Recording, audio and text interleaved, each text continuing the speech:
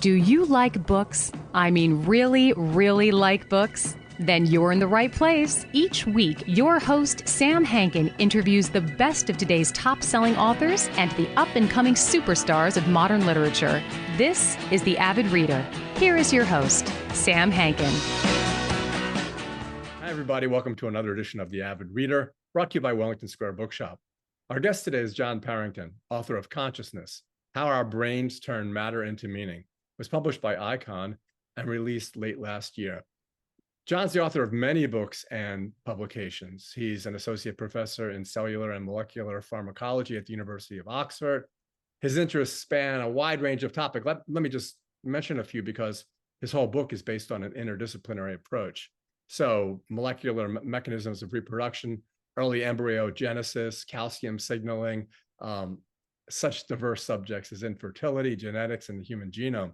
And because of that background, it gives me a completely different access to what is kind of my quest for the Holy Grail over the last few years. Since I've interviewed Michael Graziano, who's the closest one to the way John approaches things, but then James Glick, Frank Wilczek, who's a Nobel laureate, Chris Ferry, Philip Goff, who I'm sure John knows well, Donald Hoffman, and I hate to say it this way, but the perceived Godhead, David Chalmers, who posed the hard question of human consciousness, as opposed to the easy question of how our brain works, which is not exactly what I consider an easy question at all.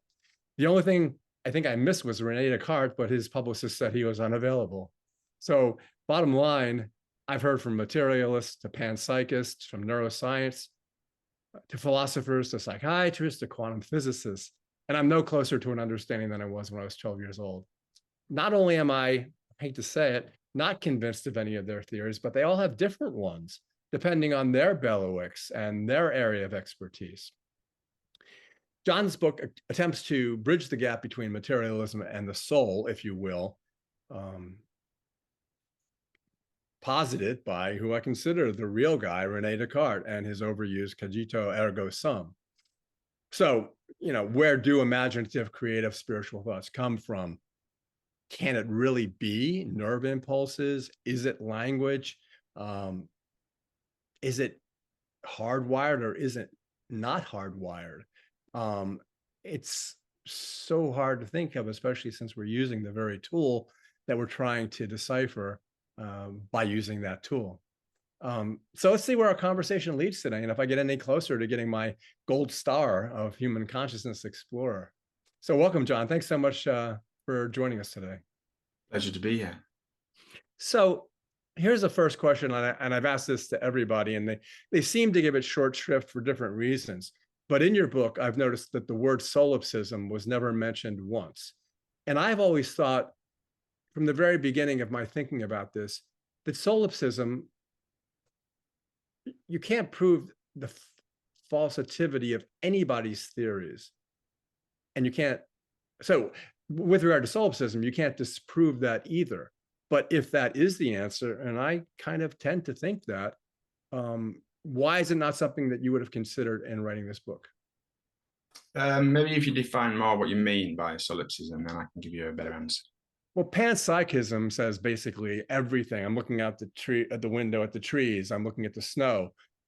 All of this is part of one human consciousness that pervades the ether of the entire universe, whereas solipsism basically says, I'm it, or theoretically, you're it, and there isn't anything else. And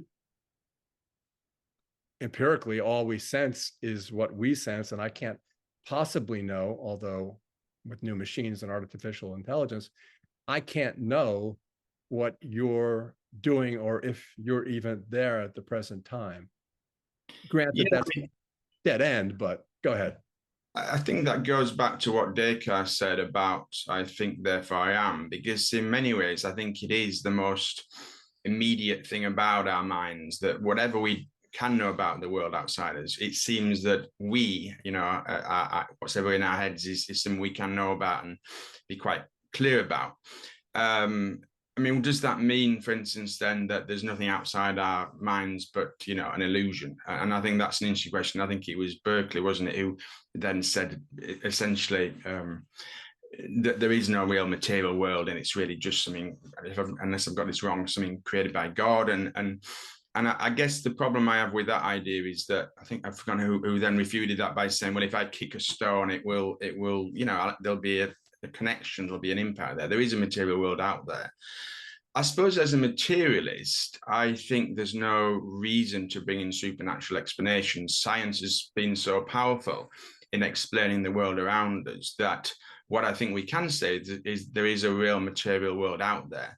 And I think that means that whatever we can say about our own minds, there are other minds out there, and we can try and explain those and relate to them in a scientific way. I don't know if that's really answering your question, but that to me is the core of the argument, really. That although I don't think we can glibly, avoid the complexity of consciousness. And David Chalmers, what he said there about the hard problem of consciousness, I buy that. I think that really it is a real hard problem to explain. But I think that doesn't mean that we're not material beings and we can't ultimately seek to explain it in material ways, what's going on in our heads. Yeah, and when I talked to David about Reality Plus, where he really goes off on the idea of living in a cyber reality that actually is the reality, and that was fascinating too. But he didn't mention solipsism either, other than to just mention that it was a science of sort. But going back to what I was saying about using the very tool that you're trying to discover the basis of by, it would be like, Heisenberg's theory, principle of uncertainty, or Gödel's theory of incompleteness, that within the system, which is our brain and theoretically our mind, how can you discover really anything about that system by using the system itself? I think that you can use introspection to try and learn more about how things work in the sense of the way that Vygotsky, Lev Vygotsky, the Russian psychologist, had quite an influence on me in my writings about consciousness. And I think the fact that he saw language as being absolutely key to understanding what makes human minds and human consciousness different from that of animals is important, because there are things you can do to study how language kind of influences thought, almost brings thought into a very different kind of consciousness than that of an animal. He talked about how concepts develop. He looked at how children's consciousness develops by looking at how language, as he saw it, becomes internalized in thought. So I think that's quite a scientific method. It's using introspection, but it's also using experimental methods to understand how language infuses consciousness. Now, somehow or other, I think the difficult bit is to then connect that to what's going on at the molecular and cellular level. There, I think we can learn a huge amount from both animal models and from studies of human beings. So on the one hand, we can, we can have all sorts of experimental systems where you can study how memories form and how learning works at the molecular level. With human beings, although it's much more difficult and ethically more challenging, there are ways to then try and work out what's going on in how different parts of the brain have been activated, what connections there seem to be between different parts of the brain when people take part in some, in complex thoughts, like looking at an image and how that affects the mind. So I think there's all sorts of different ways we try and get to grips with both the more basic molecular and cellular what's going on, but also then try and connect it to what I think is key to human consciousness, which is language. So I don't think it's really just about introspection. Introspection plays its role, but it's actually trying to use experimental methods to study all those different levels of consciousness. Well, playing devil's advocate, which I find is one of the best ways I have of learning, especially since you differentiate animals and humans many times, either through genes or complexity. I was thinking, I've always thought about dolphins because their brains are bigger than human beings. They cannot manipulate the environment because they don't have opposable thumbs. They don't have thumbs. They don't have any appendages that we have in order to change the material world about us. So they have all the time in the world to simply think about the cosmos, simply think about what they are in and who they are. they can communicate over a mile. Humpback whales can communicate over 1,000 miles. They have language. So when you separate those dolphins from us in your interpretation of how the physical world and the brain and the mind work, what am I missing in that? I mean, it's certain. I think it's different from the way some other people see consciousness, which is a spectrum. We're just at one end of the spectrum. So I think I'm more on the. I think what I'm basically saying is there's been this mind shift, which has completely changed human consciousness. And if we want to think about dolphins, or other complex mammals, the difficulty obviously is not being able to ask them what they're thinking and their thoughts. I personally don't see how they can have the same conceptual thinking that we do without language. I mean, obviously there are different forms of communication between animals, but I don't see any sign out there that there's anything like the abstract, the system of abstract symbols that we have with language. And I think that has an impact because it means that you really can't come up with complex ideas about the consciousness unless you've got that conceptual underpinning. I'm starting to sort of reevaluate some of that, though, by thinking about primate society and thinking about the way that even in the absence of language, you might have some quite complex thinking that you could say is preconceptual, or it's not conceptual in the way I see it, which is definitely linked to language, but it's still quite a complex thing, really. As I said, the problem is you can't ask a dolphin what it's thinking. I think the bit about the opposable thumbs is really key, actually, though, because for me, it's the fact that we did, start walking on 2 feet and then start to use our hands to make tools was absolutely key to our development. That was the crucial step. And so without that ability, that tool making ability and the ability to develop and change our tools over time, I don't think you're ever going to get the same kind of consciousness that you've got with human beings. So language came after that in many ways, the tool making ability. Well, there's 2 things, and you mentioned them, and I have always found them fascinating. One is, what is it like to be a bat? And you go back to King Arthur and Merlin and giving the once and future king, giving him the opportunity to be a fish, to be a bird, and to learn exactly what that means. And the second is, which is really good, is turning up the gas quickly enough to see the darkness. And that pretty much summarizes the way I feel. And you do discuss it. It's in your book. So how can we, if it's necessary, how can we turn the gas up quickly enough to see the darkness? So that's when we've got to then think about what is different about human consciousness and how language informs that. And that's a difficult thing to do, because you can't ask people, or you can ask people what they're thinking, and you can get it that way.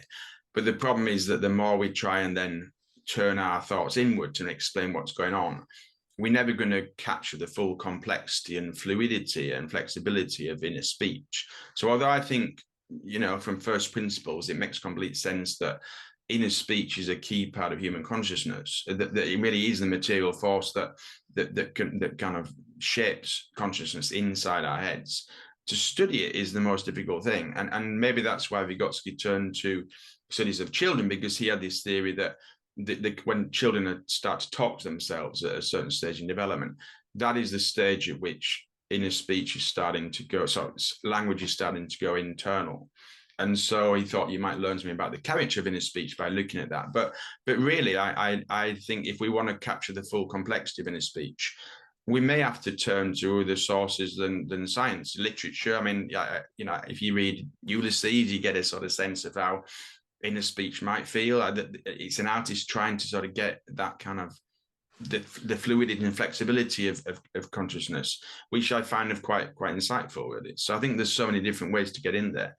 But it's a real difficult one, because there's no way you could ever really capture it, in all its complexity. And I think it will always be a difficulty there. Yeah, Joyce is a perfect example, because he's the first and probably the best person who actually just threw onto the page what was inside a specific person's mind, whether it's Stephen Dedalus or Leopold Bloom. And the other funny thing is, owning a bookstore, your discussion of language is really important, because you actually talk about the possibility of learning what's in another person's mind by reading a book that they've written. And I can't tell you how many times people come into the bookstore and they won't download a book on the Kindle because they want to hold And they say these specific words. They want to hold the author's mind in their hands. Thank you. It's hard for me to see, again, devil's advocate, how is it that you can read the words on a page and honestly believe that this is the exposition of the consciousness of that individual? And that goes directly to your argument regarding language. I mean, I think sometimes artists transcend. There's a sort of transcendental side to it, isn't there? I remember I was massively influenced. I came from a family that didn't have many books. You know, none of my parents didn't go to university. My real source of that kind of information was the local library. And I remember reading books like Nabokov's Lolita when I was probably too young really to be reading that thing. But the language in that just got me. It was captured me and it amazed me. And it was the fluidity and the kind of ambiguity of it all that I think really interested me.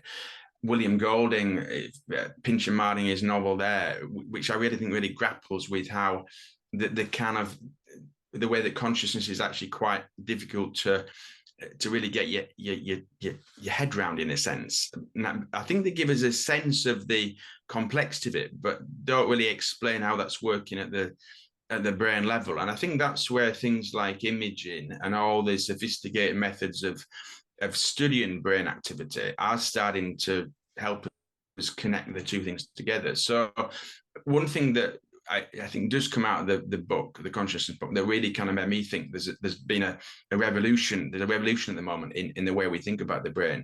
Was work by people like Earl Miller at MIT, which is showing the role of brainwaves of different frequencies and the role that they play in consciousness. Now, this isn't peculiar to human beings. This is work that he's doing in primates. But I think if you combine that sense of the dynamic aspect of the brain, which I think really goes beyond this idea it's just a rigid circuit of neurons, and then try and connect that with what might be happening in terms of language, that's, to me, where the possibilities might lie in the future in terms of experiments, actually. Though the problem is, if it's done in humans, then that's challenging, because obviously, from ethical reasons, it's much more difficult to do experiments on humans' brains. One of the things since you mentioned Nabokov, and I'm looking at my entire row of his books over there, is that one of the reasons why I think he can actually do what you're saying is because English wasn't his first language. And therefore, he was able to look outside of the tool that he was trying to explore. I think that's what, do you see what I mean? Absolutely, yeah. And another one of my favorite writers when I was a child was Joseph Conrad, and another person who English wasn't his first language. And I reread Heart of Darkness recently, and there's something slippery and ephemeral about that, really. You know, in some ways, it's a description of this horrific situation, colonialism and slavery in Africa. But there's something else there, the way he uses language to conjure up mystery and all sorts of things, really. I love the way the book starts with a boat moored in the Thames, and he's basically saying that the Romans coming to Britain for the first time, seeing these barbarians, must have felt a little bit like the colonists, felt when they looked at the Congo and the Heart of Darkness. And I don't know, that it's difficult to sort of explain what I mean without really looking at the actual text, but there's something about the way that the language is used there that's to some extent alien and foreign, and makes you really rethink about what words mean. And maybe that comes from this, as you said, the fact that these authors, it wasn't their first language, therefore they saw more in it. They saw something beyond what a native speaker might take for granted, I suppose. Yeah. Bringing all of these books you brought up really do give me a much more and that's, I don't know if that was something you attempted to do with your book, but it works in this conversation. So, for example, with Joseph Conrad, you go to the movie Apocalypse Now, which was basically taking Heart of Darkness, and you think of the last moment when Marlon Brando says, the horror, and then shoots himself. That moment, the horror, was as close as I've come in a lot of ways to understanding what was in somebody else's head. I don't want to understand that, but you do. You know what I mean? I think one thing that's interesting then to connect with Forgiveness and Vygotsky's work is that he saw meaning and the sense of a word as being potentially different. I think meaning could have a more fixed kind of connotation. Sense was a much more fluid, and I think he saw sense as much more dominant in inner speech, and that gives it a kind of an ambiguity and a contradictory character that may explain why human consciousness, can be quite contradictory. How the unconscious, for instance, might come into being. And it was interesting to read some of the things that Freud had said about the way that meaning works in dreams, that a single word might take on the connotation of a whole complexity of different things. And so it's interesting what you said there about Marlon Brando and the horror, because to some extent, with everything that had gone before, the horror actually conjures up quite something quite big, really. I'm trying to say here, but a single word can actually convey much more than just the simple meaning of the word in the right circumstances. I'm assuming that's something that might be going on at much deeper level in our inner consciousness. And it does cross that barrier between what you're doing with the brain and what a human being is doing with language, because it's only one word. It's the context that you take back for your entire life, whether you're a good person, whether you're a bad person, but that one thought and that one word and the way he utters it conjures up so much that you actually do have this idea. This is kind of this is the way it is. This is really how it is. And we're trying to sell your book to a certain extent. So going back to the book, because we've been going all over the place, when you talked about brainwaves, but you do a really good preface regarding axons, dendrites, and neurons, but readers might be challenged, because if you go to brainwaves, they're thinking of alpha, beta, theta waves. And I think it's hard for them, as it was for me to a certain extent, in comparing and contrasting, seeing how those two things actually are part and parcel. Yeah, that's a really important question. And it's interesting that the first person to ever record those brain waves by using electrodes on the surface of the skull, I'm completely forgotten his name now, but he comes from my home city of Bradford, and his work was completely ignored and disregarded. Really, people thought it was crazy, this idea. It was in the sort of late 19th century. It was only later, another thing of his name eludes me again, showed this in humans, and eventually people start to take this seriously, and we now do these EEGs, electroencephalograms, routinely. I think the problem there is that they're looking at brain waves using a method that is recording from the surface of the skull. It's not actually looking at these oscillations that they are actually happening in the brain itself. What's different about Miller's work is that he puts a whole array of recording electrodes in different parts of the brain, and he measures the waves as they're actually taking place in specific parts of the brain. So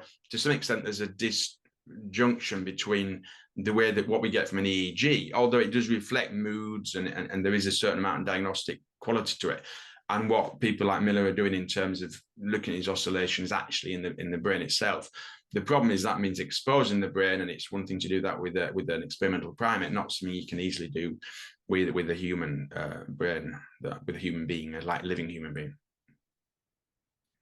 One of the things you talk about, language is so important, and tool making in your book. And I've always thought about, and you talk about babies, children, as they grow and what they acquire. And you think about when a child is born, it's just the one. And it's not until he seeks his mother's breast that there's a second. And that oneness, what they sometimes call the Buddha baby, in which the universe and you are one thing, and that's all there is. That differentiation, is that what you're saying is the beginning of a self-awareness, or is it before that it begins, or in utero?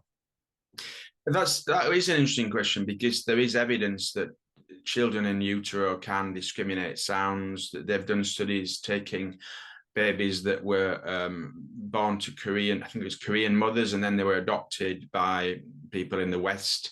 And those children they could distinguish Korean sounds that a Western baby wouldn't be able to do. So clearly they'd been able to hear these sounds and it had an influence on them. That's not to say that it's affected their consciousness, but it is, maybe these unborn babies are a lot more aware and sensitive than we might imagine. I personally think it's only when language starts to connect with consciousness as the baby starts to interact with its surroundings that we really start to see what I would call more specifically human consciousness. So that you could argue we're not, a newborn baby is to some extent much more animal-like than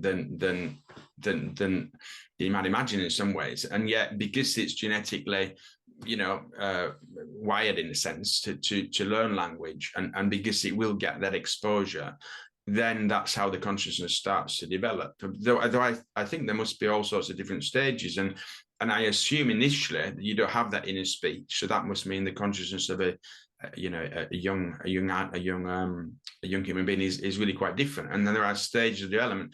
Vygotsky looked at how concepts development. There were really stages of development of concepts, and so I think that's all important because it's also how the consciousness itself is changing and developing as we grow.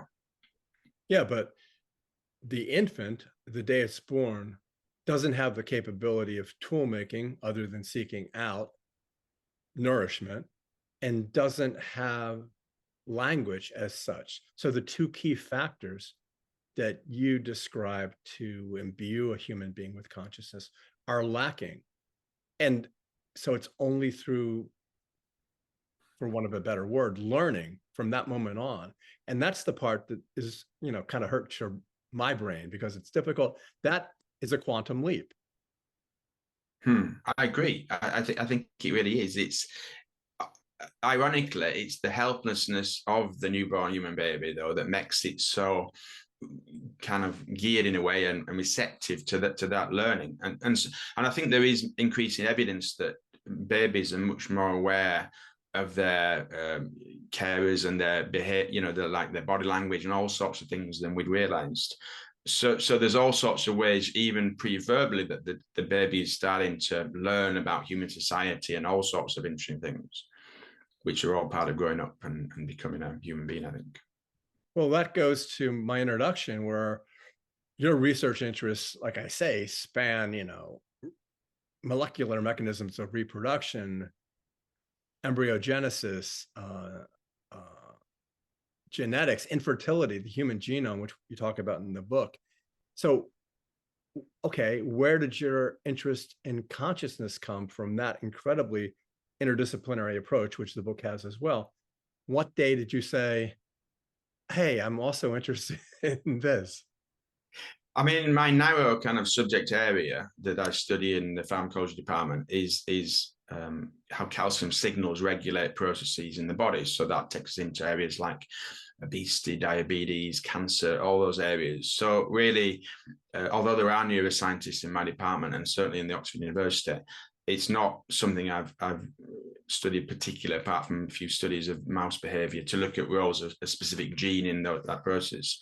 I think I've always had this kind of interest in the bigger picture, even when I was a teenager reading, Nabokov and Lolita and that kind of thing. I mean, I was overawed by the kind of, I don't know, the amazingness of life, the amazingness of humans, that the way we interact, even the way that language itself is so creative, and I don't know. And so at some point or other, I've always had that interest, really.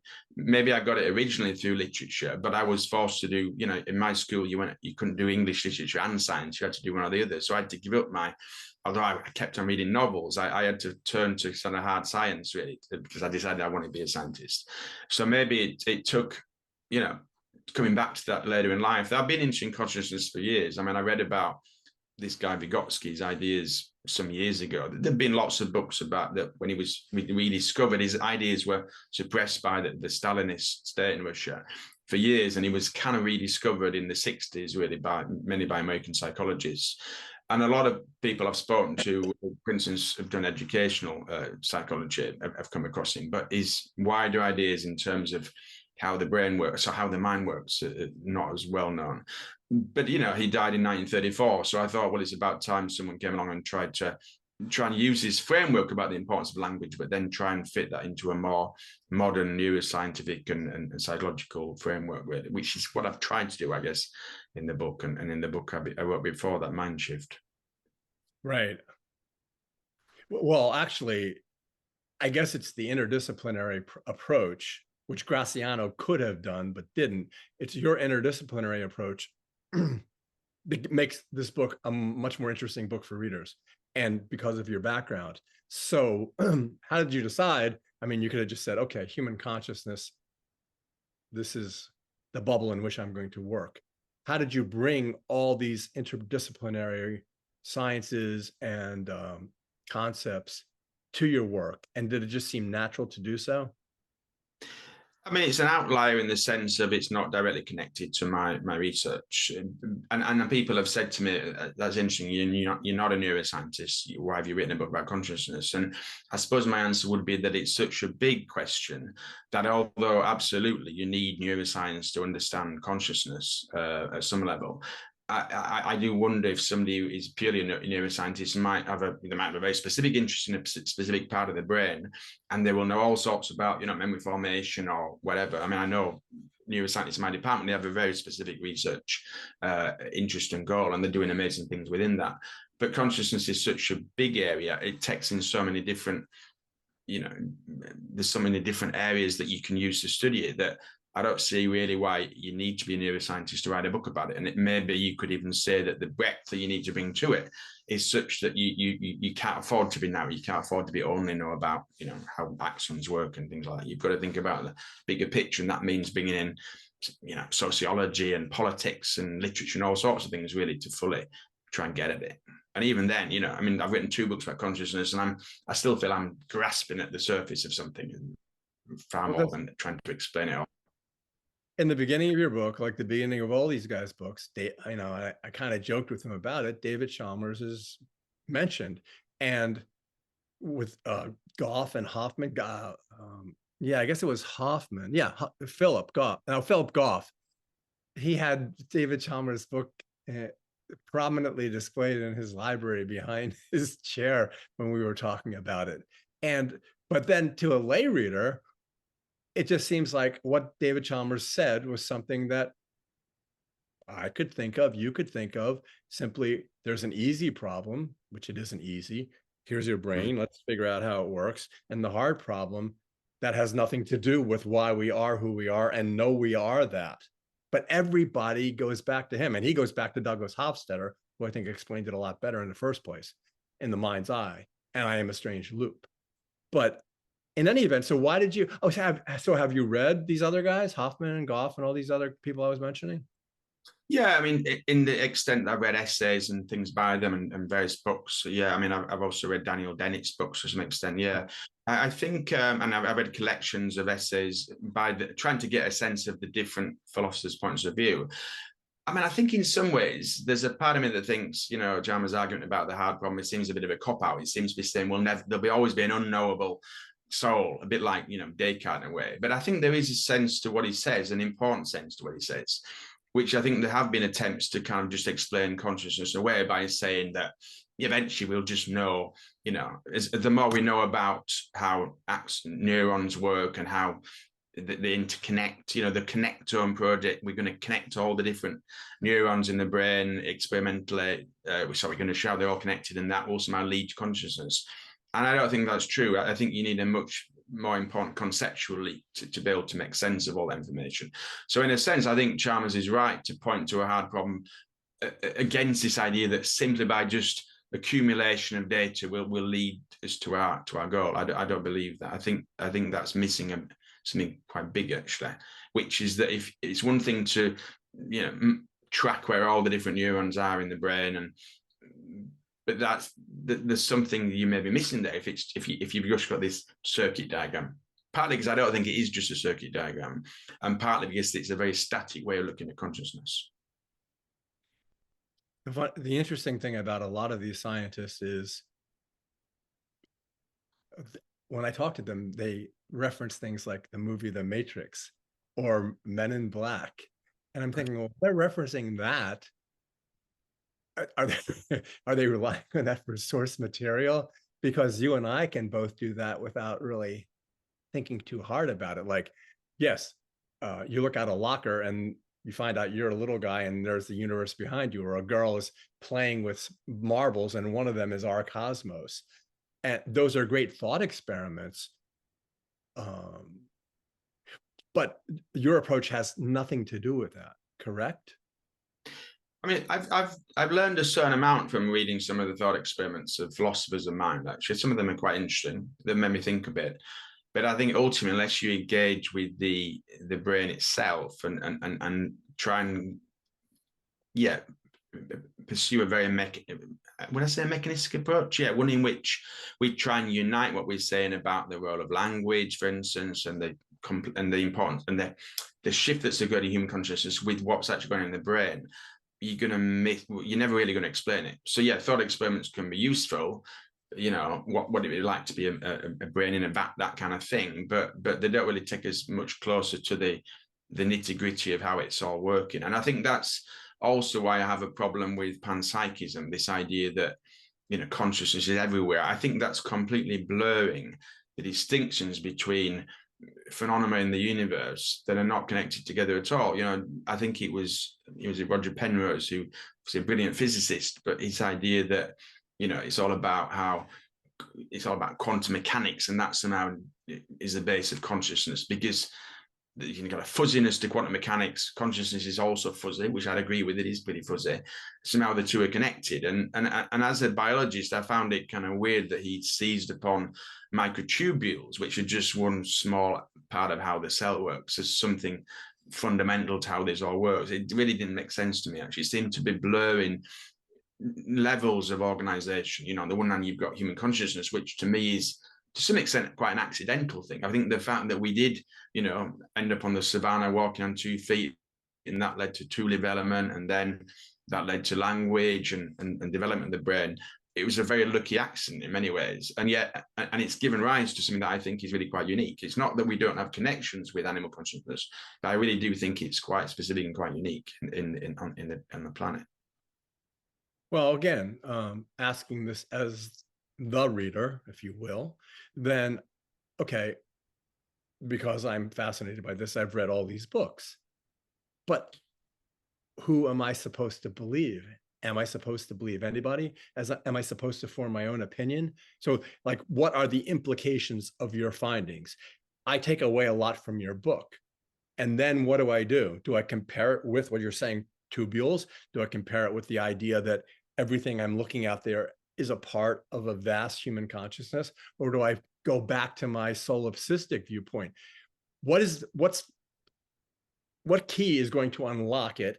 And I realize it's not going to happen today, but you're really essentially getting rid of dualism. Yeah, right? Absolutely. Yeah, I think we have to. I'm not a supernaturalist. I have no belief in religion. I am quite a spiritual person, I would say, though. I think there's a lot more to human consciousness than it's simply just being, well, it is just matter, but it transcends matter. And I think that's really important. You know, there's a spiritual side to our consciousness. You know, when we see an amazing sunset or we fall in love, I mean, these have a spiritual dimension to them, I think. And that's important. I know it may seem odd to say I'm spiritual on the one hand, but an atheist on the other, but I kind of think the two are compatible.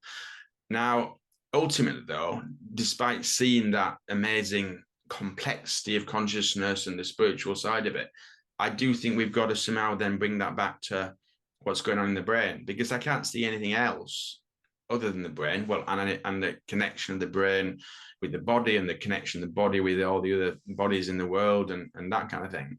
But ultimately, we've got to explain it as something that's happening in the brain. I don't see anything. So yeah, I can't be a dualist, because I don't buy this thing there's anything more, in a sense, than the brain in material terms. That's not to say you can reduce it to neurons and glial cells, but I think that not being a reductionist, but being a materialist, I think that's what I say. Well, then, okay. Then it seems like you're turning the definition of transcendence on its head, because the transcendence comes from the same source that everything else comes from, in your opinion. I think what I would say is that the transcendental bit is the fact that the way that language and thought intertwine in the human brain is so fluid and so creative and complex that is the transcendental bit. It's something that, if we, going back to the problem we talked about of trying to turn up the gas to see the darkness, there's no way we could ever fully explain it just by imagining our thoughts, because the moment that we try and imagine our thoughts, we're kind of simplifying them. I think we're missing some of that complexity, some of that transcendental side, and to me, that's one of the roots of human creativity, that fluidity in the mind, really. What I was going to say was that leads to, in my mind, to the plasticity of the brain, because maybe your transcendence is essentially a form of plasticity, because maybe we're not it's so hard to frame this, but the plasticity is this kind of fluidness that would allow language to change your brain more than the words themselves actually do, which is kind of transcendent. Yeah, I agree. The plasticity is key. And I think the more we're starting to understand about brain plasticity, the more we're seeing that it's particularly a feature of the very young mind. There's no doubt at all that the baby brain, the child brain, is incredibly plastic. And that's maybe the key to how our species has managed to evolve in social terms over generations, because like my children, they can do things with apps on phones that I can't. They've kind of taken on that technology, and it's had an impact on their consciousness that makes their consciousness to some extent a bit different from mine, the one that was raised on books and things like that. But I think that we're also starting to realize that even, your middle-aged brain and your elderly brain are much more plastic than we thought. There's been something discovered recently, silent synapses. So these are one of the arguments about why the adult brain, human brain, was less plastic, was that the synapses, the connection between neurons, were thought to be largely, formed and dead, and they don't change. Now they're starting to realize there's all these synapses that are not used, but in certain circumstances can come into action. And that, to me, is why a changing environment and what happens around us in our social world has a big impact on our consciousness. So I do believe that, there's all sorts of contradictions in consciousness in an individual, partly because society itself is contradictory. The more contradictions that emerge in social terms, I think will have an impact on consciousness. And I think it happens through the fact the brain's pretty plastic, really. What's the difference between simply being aware of your own existence and consciousness? I suppose it goes back to what we said about Descartes, the fact that the one thing we can seem to be sure of is that we are us. I'm a specific person. I've got an individual consciousness. I suppose the weird thing is that for some people that's not true, is it? There are certain, severe forms of mental illness where I think people's personality fragments, and that in itself is interesting. I think in general, though, we can say that, we can know our consciousness, even if we might not understand it scientifically. We can know things about ourselves that another person could never know, really, and then we might struggle to try and explain to other people. Does that make sense from what you asked? It does make sense. I could give an example of something that's kind of close to it. I don't remember whether you did it or not, but it's like when you're driving and, you're driving at 65 miles an hour and you're driving, and all of a sudden you realize, I have no idea what I've been doing for the past half hour. You may, as you've said, you may be in the shower and get the best ideas you've ever gotten in your life, but there's no there is no conscious awareness of what you've done. So what is it that's coming up with that idea while you're driving a car without having any awareness of driving a car? Yeah, obviously there can be a dangerous side to that we might be so much, an automatic thing that we're following a tested route in a car that we, hopefully we're keeping our eye on the road and so on and so forth. But I think that there's a lot of unconscious activity going on in the brain, and I think it works at different levels. So it's amazing, isn't it? If something then happens in front of us quickly, our consciousness is all on the road and back to that specific point. I think that in terms of creativity, I'm very interested in the way that unconscious thoughts have a major role to play in creativity. That this idea that the more that you try and puzzle over a problem, you try and solve a problem, you might be actually missing some of the more unconscious ways in which creativity happens. They've done experiments where they've shown, for instance, that until I think fairly recently, the idea was that creativity, imagination, very much part of the functions of the frontal lobes, the kind of prefrontal cortex, those areas of the brain that are thought to be most linked to rationality, logic, planning. I find it interesting that there's imaging studies that have looked at people engaged in creative tasks that have shown that the cerebellum is playing an important role. Now, the cerebellum has traditionally been thought to be involved in learning of unconscious repetitive movements, playing the piano, riding a bike, that kind of thing. So I find it interesting that it seems now to be linked to creativity and imagination, which I think goes along with the idea that there's an unconscious element to creativity. Well, yeah, and I was fascinated when I read about your thoughts about the cerebellum, but then I thought, okay, is he actually saying that consciousness, we talk, it's easy to think about tools and language, but then you say, with regard to the cerebellum, it does more than what we previously thought it does. So in my mind, does that mean that the cerebellum is almost, it's like this portmanteau? Is the cerebellum thus a portion of what we use as our bootstraps is basically what we're doing here? Is it one of the other things that we use as a bootstrap to get us over the hump that other animals don't have? So would the cerebellum be a portion of that? And I think, like all of these things, that there's been a tendency in the past to try and say this part of the brain does this and this part does that, and I think that kind of clockwork model of how the brain works is now coming under challenge. I mean, certainly Earl Miller's point to that being a really backward way of looking at how the brain works, and the more that he's looking at these brain waves of different frequencies, the more he's saying that they will coordinate activities between different parts of the brain in a much more dynamic way than I think we've thought previously. So I'm sure that the cerebellum, certainly in animals, I mean, it plays similar roles that it does for us in learning unconscious repetitive movements. I'm assuming, because I think we can often underestimate the creativity and imagination of animals, there may be an element to which it's involved in creative and imaginative acts. Though I think what's very different about human beings is that only we with language can really think of the future in a kind of conceptual way, which has a massive impact on the way we think. But I think it also means that our creativity and imaginativity and imagination are really quite different. Again, it's a qualitative kind of leap, really, in how, and I'm assuming that one of the things that's happening when the cerebellum is playing a role in consciousness is it's a kind of an interaction between all these different brain regions. And I think it's as much probably the connections between them that may be quite dynamic and quite shifting that help to define how, on the one hand, we can seem to be thinking about, we may be puzzling over a problem for hours and hours. Nothing comes, nothing really no kind of light bulb lights, now the little box they used to see in cartoons. But then we stop thinking about it for a while. Our unconscious part of our brains takes over, still puzzling over the things, but at an unconscious level. And then suddenly, bam, it kind of pops up the solution we've been after.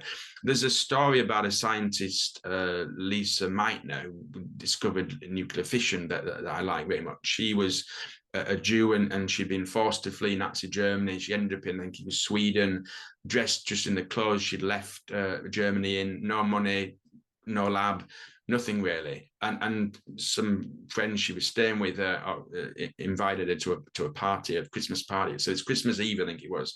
She's walking through this forest, middle of winter, dressed in a thin summer dress that she'd fled Nazi Germany, and sits down on a tree stump, and suddenly the idea of nuclear fission comes to her. She does the equation, she solved the problem. Now, she'd been puzzling over that problem and listening to her friend in Germany's experimental results, probably for months and months, maybe even years. The fact that it all came together at that one moment when she was probably, she was just maybe enjoying the walk through the forest, I find interesting, because it's not that the two are, it's only unconscious or it's only rational. It's that combination of things, I think. And I think Einstein said something similar about intuition, that intuition is absolutely crucial to the way that he developed his scientific ideas, but intuition itself is linked to, rational thought. And I don't know the exact quote, but it's a brilliant quote if I could find it. I forget half the quotes of Einstein that I should remember so I can say them, about examining. You can't fix the problem by using the very problem that you're trying to fix, which goes back to what I said at the beginning.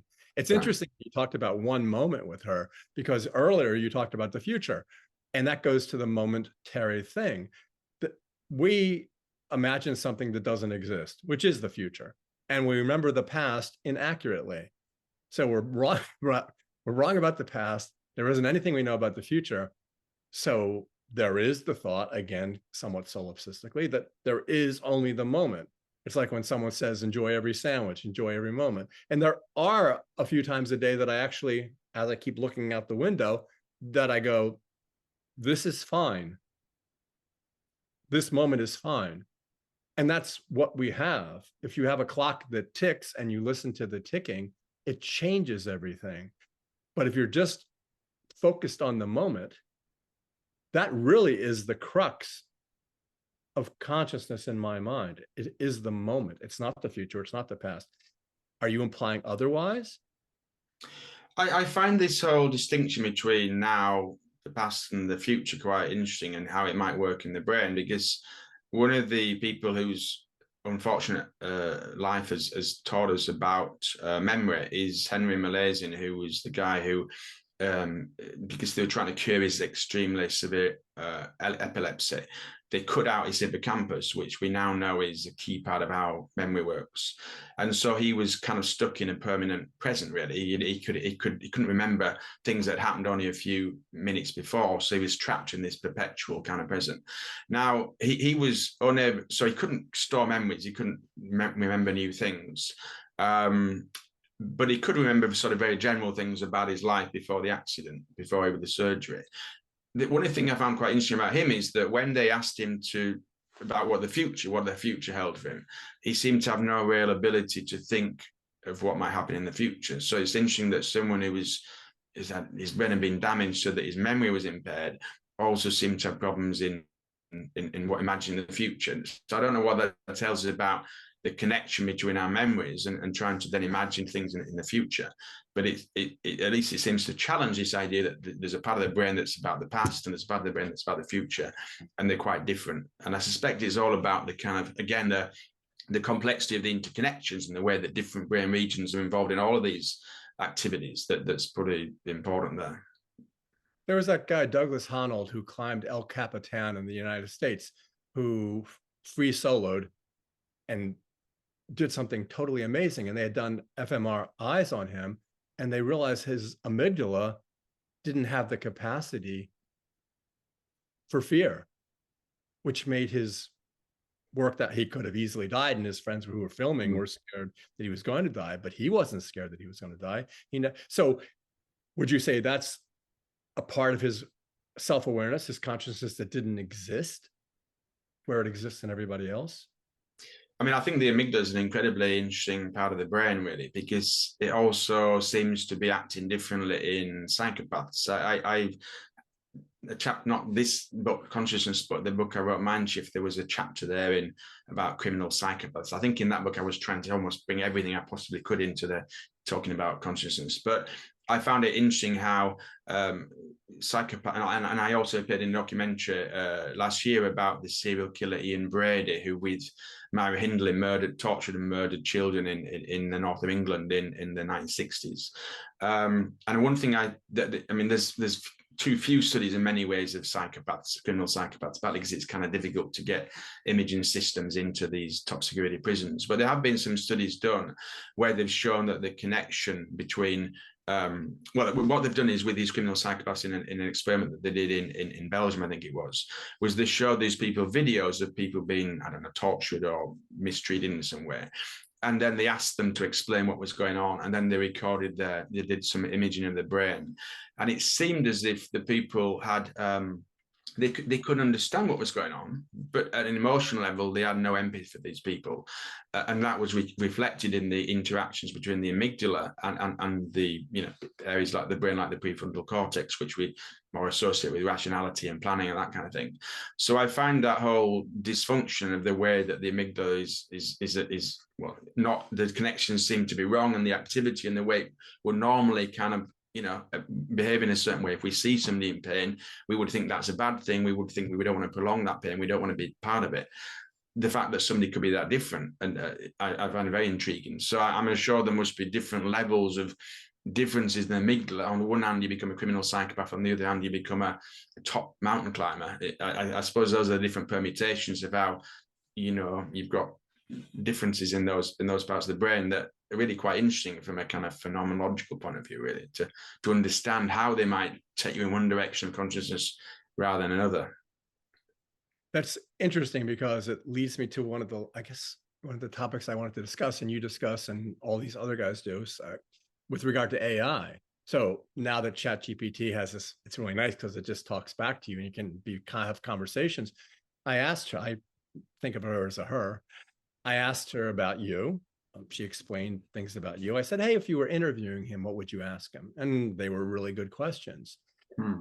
And she passes the Turing test repeatedly with me.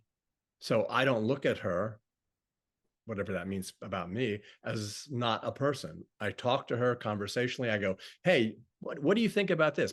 But, you're not quite right about that. Are you sure you're right? And then she'll correct herself. But going back to the amygdala, we don't have to worry about her, or do we, with regard to the psychopaths that you talk about, because her algorithm, her large language model, doesn't allow her at this moment in time to have the luxury to have those strange defects. And so how has that, if at all, entered into your considerations as you wrote this book? I am quite a skeptic about AI, and not to denigrate the amazing changes that are taking place in the technology. The fact you can. I mean, I asked ChatGPT to write me an essay in the style of John Parrington about consciousness, I think, just to see what it wrote with, and it seemed a bit superficial. But what was interesting was it was putting together a fairly coherent kind of essay, and I'm assuming it's because this is plagiarism on a massive scale, isn't it? It's borrowing from texts all across the internet, and it's using these, and it's linking these together in a way that makes sense. And I think that's intriguing, and I can only think the power of these systems is going to increase. So I say I'm a skeptic, but I'm also open to all the possibilities of how the technology is going to develop. I think that what I see as different about that AI is that I don't see any sense that there's any sense of meaning, that what the computer is doing is any self-awareness about what it's doing. In that sense, a psychopath like Ian Brady is quite aware of what they're doing in some ways, but there's a kind of a dysfunction there between understanding what is doing without any sense of empathy and the normal empathy we would have for another living human being. And that's what I find intriguing. To what extent is a psychopath, to even try and imagine what it would feel like to a psychopath is very difficult. Maybe that's a good thing, because if we could imagine what it felt like to be that kind of person, it might be quite horrific, really. So I still think, however damaged a person like Brady is, that's quite different from a machine, without a doubt, in my mind. Well, we're all essentially large language models, and we all plagiarize because most of our knowledge is acquired from what's behind me.